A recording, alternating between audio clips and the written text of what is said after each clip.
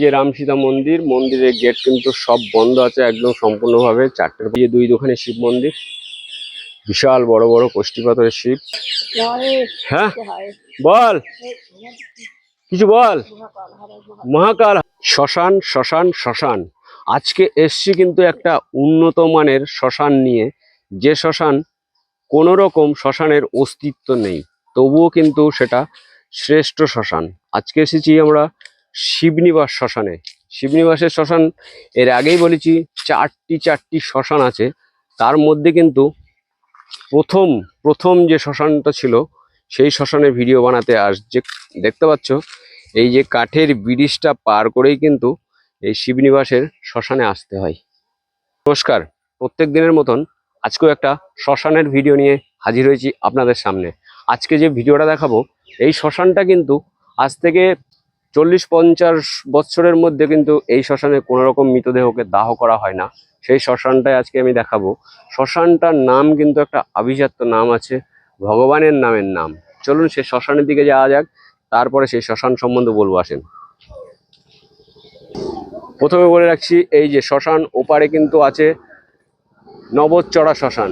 নবচড়া শ্মশান এর আগে দেখিয়েছি আপনাদেরকে ঘন ঘোষের চড়া শ্মশান, আর আজকে দেখাবো যে শ্মশান। চলুন শ্মশানটা কোথায় ছিল দেখে আসি। তো চলো, এই যে শ্মশানে আমরা প্রবেশ করেছি। এই যে শ্মশান, আজ থেকে 40 বছর হয়ে গেল এই শ্মশানটা কিন্তু বন্ধ হয়ে গেছে। একটা কারণে বন্ধ হয়ে গেছে, সে কারণটাও বলছি। এই যে এখানেই কিন্তু শ্মশানের চিতা ছিল, আর এখানে কোনো পাকাপুক্ত কংক্রিট চিতা ছিল না।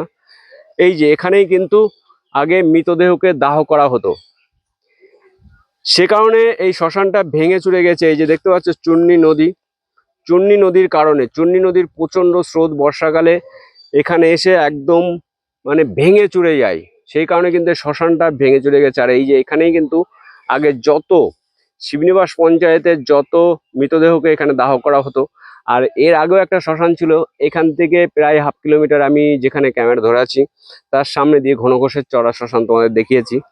আর এই যে দেখতে পাচ্ছ ওপারে রয়েছে, যে নদীর ওপারে রয়েছে, এটা হচ্ছে এই যে একদম নদীর ওপারেই রয়েছে কিন্তু নবচড়া শ্মশান। ভালো করে আমি দেখাচ্ছি, এখানে কিন্তু কংক্রিট একটি চিতাও রয়েছে, দেখতে পাচ্ছ তোমরা। এই দেখো কংক্রিট চিতা আছে, আর সেখানে কিন্তু মৃতদেহকে এখন দাহ করা হয়। শ্মশানটা সম্পূর্ণভাবে চালু আছে। আর সব থেকে বড় কথা হচ্ছে, এখানে এখন শিবনিবাসে ব্রিজ যেটা হয়েছে, নতুন কংক্রিট ব্রিজ, সেখানে কিন্তু নতুন একদম উন্নত মানের নতুন শ্মশান তৈরি হয়ে গেছে। আর এই শ্মশানে কোনো রকম ভাবে কোনো এখানে কোনো মৃত ব্যক্তি বা হনুমান, এখানে কোনো সমাধি নেই। এই শ্মশানে কোনো রকম সমাধি নেই। আর এই শ্মশানে সমাধি দেয় কাদেরকে সেটা বলছি। যাই হোক, শ্মশানে যে আপনাদেরকে বলছি, শ্মশানে কাদেরকে সমাধি করা হয় আমাদের হিন্দু শাস্ত্রে আছে, কিন্তু কোনো বড় মানুষ, কোনো পুরুষ মানুষকে, কোনো মহিলাকেও কিন্তু সমাধি দেওয়া হয় না। সমাধি একমাত্র দেওয়া হয় কাদেরকে? সাধু, সন্ন্যাসী, বৈষ্ণব বা ছোট ছোট বাচ্চা আর হনুমান, এইগুলোকে কিন্তু সমাধি দেওয়া হয়। এই কেন সমাধি দেওয়া হয় এদেরকে, সেটা আমি ছোট ছোট করে বলছি। সম্পূর্ণ হয়তো আমি শাস্ত্র মেনে জানি না, শাস্ত্র মতে আমি হয়তো জানি না। যাই হোক, বৈষ্ণবদের সমাধি দেওয়া হয় কেননা তারা বৈষ্ণব হয়ে যায়। কি কারণে বৈষ্ণব হয়ে যায়? সব কিন্তু পাপ কর্ম কুকর্ম ছেড়েই তারা কিন্তু বৈষ্ণব পথে চলে যায়। সেহেতু বৈষ্ণব পথে গিয়ে তারা ভগবানের নাম করে, তাদেরকে ওই কারণেই কিন্তু সমাধি দেওয়া হয়। হয়তো আমার ভুলভাল হতে পারে, মাফ করবেন যদি কোনো ভুলভাল থাকে। আর যে শিশুদের সমাধি দেওয়া হয়, শিশুদেরকে কেন সমাধি দেওয়া হয়? শিশুরা কিন্তু একদম বাচ্চা, তারা কিন্তু কোনো রকম মুখ থেকে কিন্তু কোনো পাপ তো দূরে থাকে, তারা কিন্তু একদম ভগবানেরই জিনিস, ভগবানের জিনিস। সেই কারণে তারা কিন্তু কোনো রকম পাপ কাজ, কোনো রকম পাপ খাওয়া দাওয়া, কোনো রকম পাপ কর্ম কিছুই তারা জানে না। আর ভগবানের নামও তারা কিভাবে করতে হয় জানে না। সেই কারণেই কিন্তু তাদেরকে দাহ না করে তাদেরকে সমাধি দেওয়া হয়। আর এর পরবর্তী যে ভিডিও নিয়ে আসছি আমি, সেই ভিডিওতে বলবো আপনাদেরকে বৈষ্ণবদের কিভাবে তাদেরকে সমাধিতে রাখা হয়, বাচ্চাদেরকে কিভাবে সমাধিতে রাখা হয়। পরের ভিডিওতে আপনাদেরকে বলবো বা দেখানোর চেষ্টা করব। যাই হোক, এই শিবনিবাসের যে শ্মশানটা দেখালাম আজকে আপনাদের, এই শ্মশানের একটা নাম আছে কিন্তু সুন্দর নাম, সেটা হচ্ছে রামের ট্যাগ। রামের ট্যাগ, কেউ কেউ বলে না যে তোকে আমি এই ট্যাগে গুজে রাখবো, তো সেই কারণে এই রামের ট্যাগ কেন নাম হয়েছে আপনাদেরকে বলছি। রামের ট্যাগ এই কারণে নাম হয়েছে, এখানেই কিন্তু রাম সীতা মন্দির, তার পাশেই কিন্তু এই শ্মশানটা, এই কারণেই কিন্তু এই শ্মশানের নাম দেওয়া হয়েছিল রামের ট্যাগ।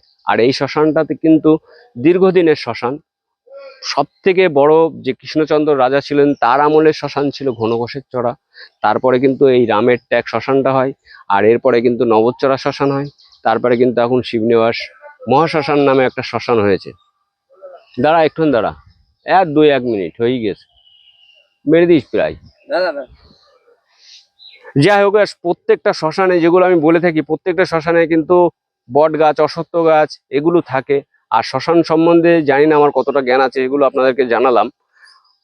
আর শ্মশানের পাশে যে নদী নালা খালবিল গঙ্গা কিছু একটা থাকবেই, সে কারণে এখানে চূর্ণী নদী আছে, আপনারা দেখানোর চেষ্টা করছি চূর্ণী নদীটা। আর এর আগে তো আপনাদেরকে দেখিয়েছি চূর্ণী মাথা ভাঙা ইছামতি নদীর মাথা, তিন মাথা মোহনা, সেই জায়গাটা তো আপনাদেরকে দেখিয়েছি, আবার দেখাবো বর্ষাকালে। যাই হোক, এখানে আপনাদের শিবনিবাসে চারখানি শ্মশান, মনে হয় যেন শিবনিবাস ছোট জায়গা, কিন্তু না। আর কিছুক্ষণের মধ্যে আপনাদেরকে রাম সীতা দর্শন করাতে পারবো না, আজকে দুপুর হয়ে গেছে, সেহেতু আপনাদেরকে রাম সীতা মন্দিরের, রামের ট্যাগ বলেছি, সেই রাম সীতা মন্দির দর্শন করাবো কিছুক্ষণের মধ্যে। চলুন। আর শ্মশানের ভিডিওটা যদি ভালো লেগে থাকে সবার কাছে শেয়ার করবেন। আর এই যে আপনার বট গাছ, অশ্বত্থ গাছ বলা হয়, যে অশ্বত্থ গাছ একটা রয়েছে এখানে। আর এখানে কিন্তু একদম নিরিবিলি জায়গা, এখানে এখন আর শ্মশান বলে অনেকে হয়তো, যারা এখন নতুন করে আজকালকার ছেলেপিলেরা জানে না যে এখানে একটা শ্মশান আছে। তো চলুন এবার রাম সীতা মন্দির। এই যে ভালো করে কিন্তু আমি এই গাছের গোড়াটা দেখানোর চেষ্টা করছি, এইখানে কিন্তু একদম নিরিবিলি জায়গা। এই যে প্রথমেই তো দেখিয়েছি এই কাঠের ব্রিজটা, আর এটা কিন্তু একদম অতি সুন্দর একটি জায়গা, চূর্ণী নদীর ওপর দিয়ে শিবনিবাসের ঘাট। আর এই যে গাছের এখানে কিন্তু অনেক ছেলেরা বসে থাকে, আর দেখতে পাচ্ছ এখানে গাছটা খুব সুন্দর। এই যে একটি ভাই এখানে বিশ্রাম নিচ্ছে।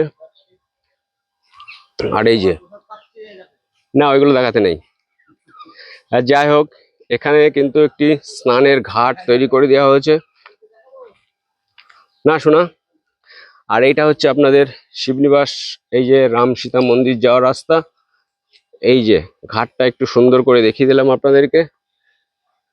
চলো এবার তোমাদেরকে শিবনিবাস রাম সীতা মন্দির কোথায় আছে দেখাবো। আর এখানে তিনখানি কিন্তু শিব মন্দির আছে, সেটাও দেখাবো। এই যে রাস্তা, নদীর থেকে উঠে আসতে হবে, চূর্ণী নদী।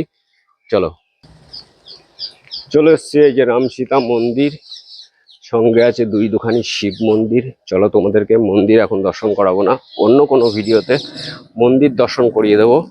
আজকে জাস্ট রামের ট্যাগ যে শ্মশানটা দেখালাম, তার সঙ্গে এই যে মন্দিরগুলো আছে শিবনিবাস রাম সীতা মন্দির দেখাবো তোমাদেরকে। কষ্টি পাথরের রাম সীতা দেখাতে পাচ্ছি না এখন, এই যে দরজা সব বন্ধ আছে, মন্দিরটা দর্শন করো।